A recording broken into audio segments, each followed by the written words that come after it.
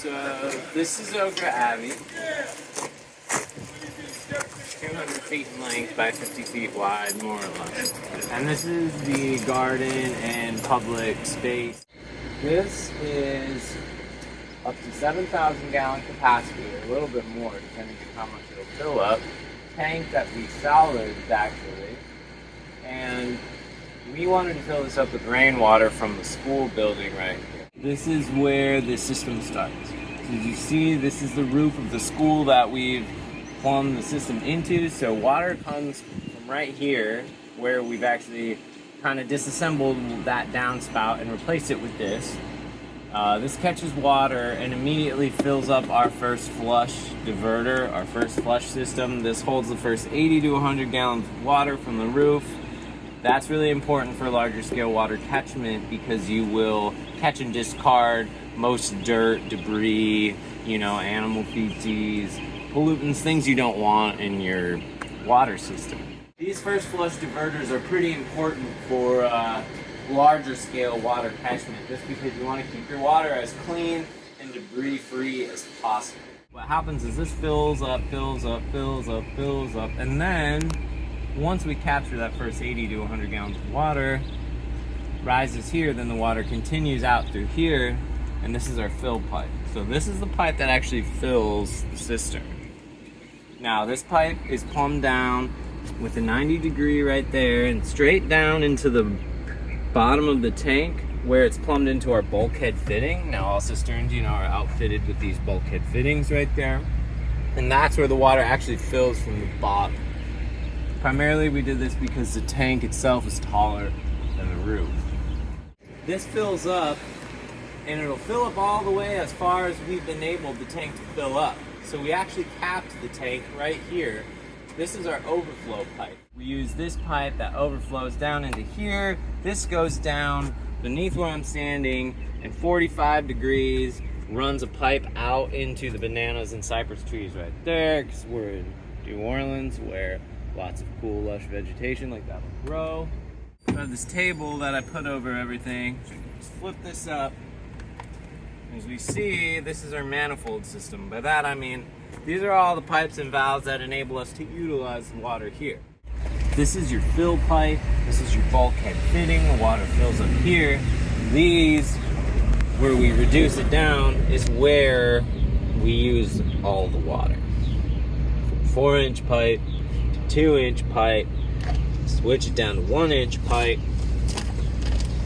And you come out here.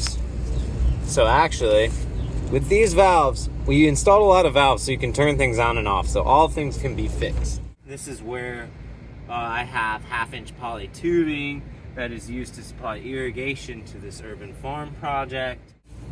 This is an extra port that can be used for anything. This is a 3/4-inch hose bib thread that can be used for literally anything you want, or also just to kind of test the water. Again, we have another one here. We wanted to leave as many ports available to use as possible. We designed this for servicing. Again, this can be opened and used for anything needed.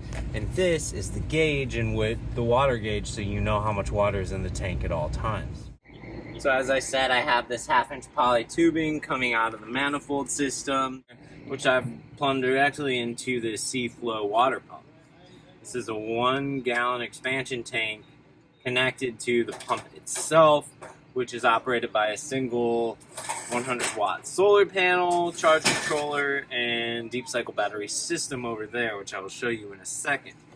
But this is the pump, so this supplies the pressure necessary for all the water to travel around this whole entire property, which is roughly 200 feet in length by 50 feet in width. From the pump, the water is plumbed through this swing pipe into this PVC, and we've got this splitter valve here, which this is an irrigation timer. Valve turns on and off. Water's one side of the property. Valve turns on and off. Water's the other side of the property. These are the same kind of easy to use irrigation valves that you could see screwed directly onto a hose bib outside of your house. And this is just a hose. And this whole system is designed to turn itself on and off as the valves open and close. Now, since we can leave these valves open because we have pressure switches installed inside these, so these turn their own valves on and off, but the hose would have to be turned on and off manually.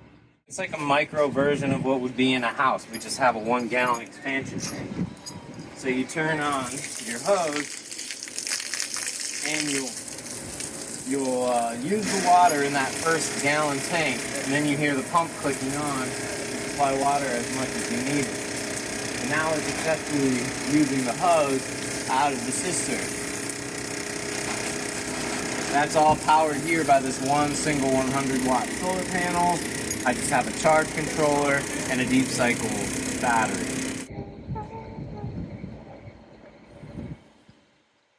For a very simple solar setup, we have 8 batteries here that are at 200 amp hours, 12 volt, and they're all daisy chained together. And we built this little protective box that kind of also works as a multifunctional countertop and space because they serve meals out of here and stuff for the city, which is pretty cool. And some extra shelves. And then in here on the other side from the batteries, we built this little area that houses the inverter. So this has your charge controller in it, obviously, and it inverts your power. And comes right out, and we have our combiner box on the other side here, which takes, you know, your solar we have 2 strings of 6 panels, combines them each, and brings them in here. We all connect out here, and this is where we paid my friend, who's an electrician, to run outlets from this zone out to here. And we have our breaker box and our 3 outlets. They also use it almost every day. They make coffee and serve coffee to people for free. The more, you know, small, centralized energy stations we have set up around to help people in need, even if that's something as simple as they can charge their phone so they can talk to their family members who live in a different state, I think that's a big deal.